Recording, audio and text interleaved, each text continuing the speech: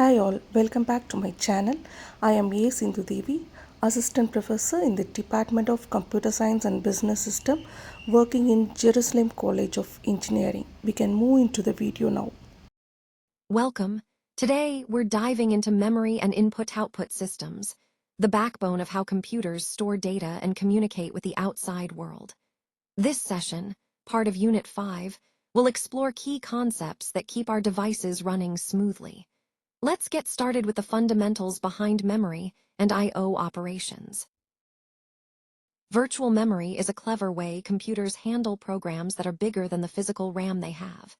Instead of loading the entire program at once, only the parts needed right now stay in RAM. The rest gets stored safely on secondary storage, like an SSD or hard drive. This lets the computer run large programs smoothly, even when memory is limited. It's a smart balancing act between speed and capacity. Let's talk about virtual memory. Imagine you have just 4 gigabytes of RAM, but your program needs 10. Clearly, it won't fit all at once. That's where virtual memory steps in. The operating system swaps pieces of the program in and out of RAM, using secondary storage to hold the rest. This lets us run programs larger than the physical memory available, making our computers more flexible and powerful. So, why do we need virtual memory? Because it breaks the limits of physical RAM. One of the key ideas here is that programs don't work with physical memory addresses directly. Instead, they create what's called a virtual address. This virtual address acts like an alias, a layer of abstraction between the program and the actual hardware. The system then translates this virtual address into a physical one behind the scenes. This separation is crucial. It helps with security, flexibility, and efficient memory management. Understanding this difference is fundamental to how modern computers handle memory. Let's break down how memory addresses work in a computer. First, we have the virtual address. This is generated by the CPU. It's like a label or a reference point. Then, there's the physical address. That's the actual location in the RAM where data lives. The key player here is the Memory Management Unit, or MMU. Its job is to translate the virtual address into the physical address, making sure the CPU accesses the right spot in memory. This translation is crucial for efficient and safe memory use. Let's talk about how virtual memory works in practice. Instead of dealing with one big chunk, memory is split into fixed-size units called pages. These pages can be loaded into any available physical frame in the actual hardware. Think of pages as virtual slots and frames as the real spots in memory. This system gives us flexibility. It lets the operating system manage memory more efficiently, swapping pages in and out as needed without worrying about their exact physical location. Here, we see an example of how virtual pages are mapped to physical frames in memory. Each virtual page corresponds to a specific frame, but not necessarily in a sequential order.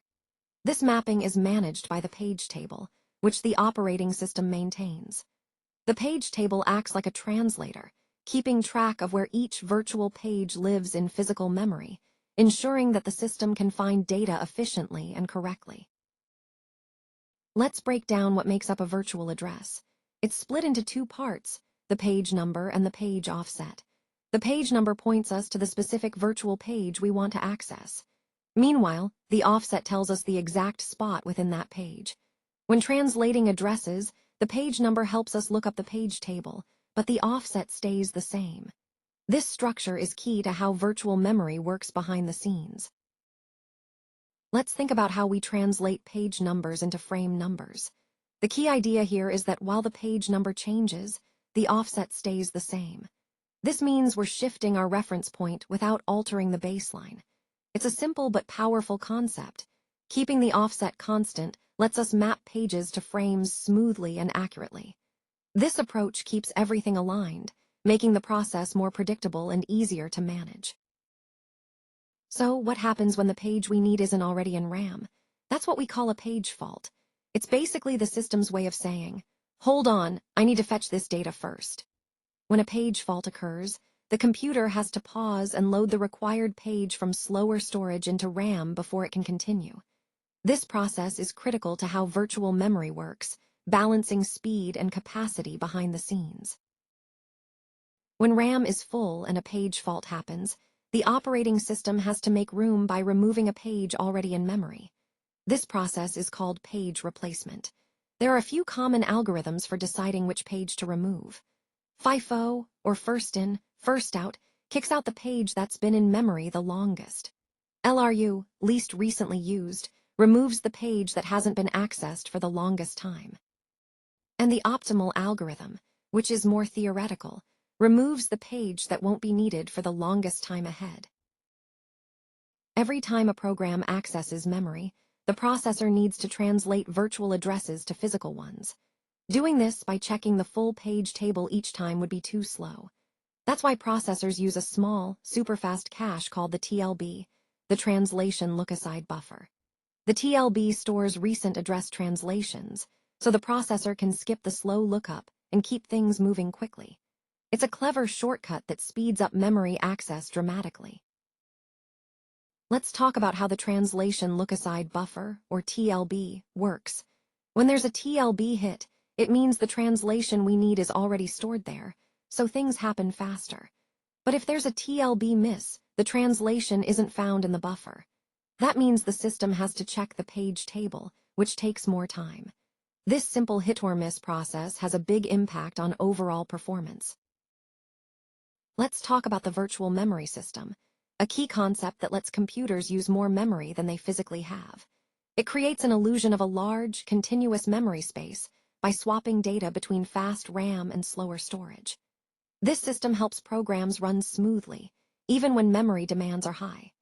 Understanding how virtual memory works gives us insight into how computers manage resources efficiently behind the scenes. Virtual memory brings several key advantages to the table. First, programs larger than the available RAM can still run, because they don't need to be fully loaded at once. This leads to better memory use. Only the parts a program actually needs get loaded. It also keeps processes isolated, giving each one its own virtual address space. That makes development easier, since programs don't have to worry about where physical memory lives. And finally, virtual memory supports multitasking, letting multiple programs share memory smoothly and efficiently. Page faults come with a real cost. When our system has to reach out to the SSD or hard drive, it's much slower than grabbing data straight from RAM. If page faults happen too often, the system can get stuck in a loop called thrashing, constantly swapping data in and out, and slowing everything down. This is a major disadvantage we need to watch out for when managing memory effectively. Thrashing happens when a system gets stuck shuffling data back and forth between RAM and secondary storage, instead of actually running programs. When this takes over, the CPU ends up waiting around, doing less useful work. The result? CPU utilization drops, and overall system performance tanks. It's like the system is busy, but not productive. Understanding thrashing helps us see why memory management is so crucial for keeping things running smoothly. A brief transitional moment here as we move between sections of the presentation. Let's continue forward to the next topic, which we'll explore in more depth. Let's talk about direct memory access, or DMA. It's a clever technique that lets input-output devices send data straight to or from the main memory, the RAM, without needing the CPU to manage every single byte. This means the CPU can focus on other tasks, while data moves efficiently in the background. DMA speeds things up and reduces the CPU's workload, making the whole system run smoother. It's a key part of how modern computers handle data transfers. Let's take a look at the basic architecture of DMA, direct memory access. This system lets devices transfer data directly to and from memory, bypassing the CPU. That means less work for the processor and faster data movement overall. We'll break down the key components and how they interact to make this possible, setting the stage for a deeper dive into DMA's role in efficient computing. Every time data moves in a computer, the CPU is involved. In normal input-output operations, the CPU handles each step, reading, writing, and managing the data transfer. This means the CPU is tied up, busy moving data instead of doing other work. Without DMA, or direct memory access, the CPU becomes a bottleneck, limiting overall system efficiency. This slide sets the stage for understanding why DMA is such a game changer. The DMA controller takes charge of moving data directly between devices and memory. With DMA, the CPU doesn't have to get involved in every single transfer. It frees up processing power and speeds things up. Instead of the CPU shuffling data byte by byte, the DMA controller handles the heavy lifting, making data transfer more efficient and smoother overall. This is a key part of how modern systems keep things running fast and responsive. Let's break down how the CPU kicks off a DMA transfer. First, the CPU sets the starting memory address, where the data will go or come from. Then, it tells the system how many bytes or words need to move. Next, it specifies the direction of the transfer, whether data, going to or from the device. Finally, it provides details about the I/O device involved. These steps set the stage for DMA to take over and handle the data movement efficiently. Now, let's look at how DMA takes over the bus to move data efficiently. First, the DMA controller requests control of the system bus. The CPU then temporarily hands over the bus to DMA. This lets DMA transfer data directly between the I/O device and RAM without involving the CPU. Once the transfer finishes, DMA sends an interrupt to the CPU, letting it know the operation is complete. This process frees up the CPU to focus on other tasks, while data moves seamlessly in the background. Let's take a closer look at the key registers inside a typical DMA controller. First, the address register. It holds the memory address where data will be read from or written to. Then, the count register. This keeps track of how many bytes or words need to be transferred. The control register specifies what kind of transfer operation is happening.